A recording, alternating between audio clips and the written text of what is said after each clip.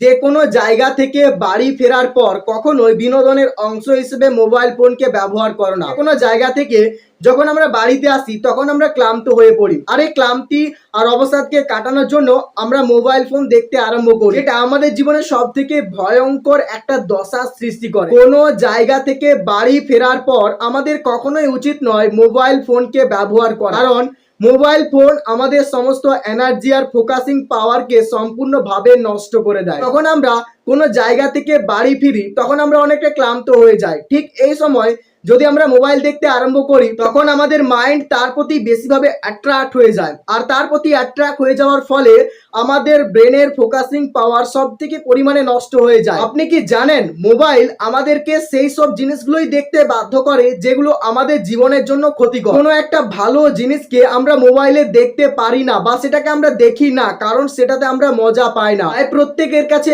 অনুরোধ, মোবাইলকে কখনো সময় পাসের জন্য ব্যবহার করো না, সময়কে পার করবার জন্য বই পড়ো।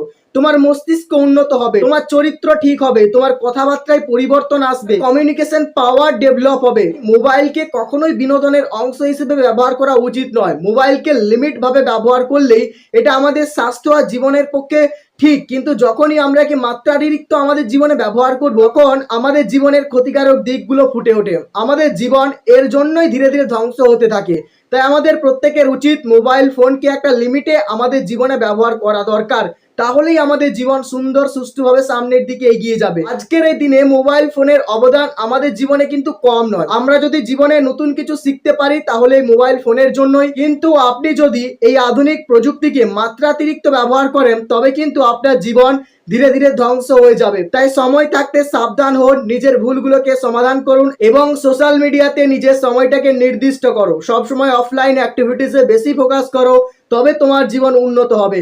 আর যদি সবসময় অনলাইনের মধ্যে পড়ে থাকো তাহলে তোমার জীবন কিন্তু ধীরে ধীরে ধ্বংস হয়ে যাবে।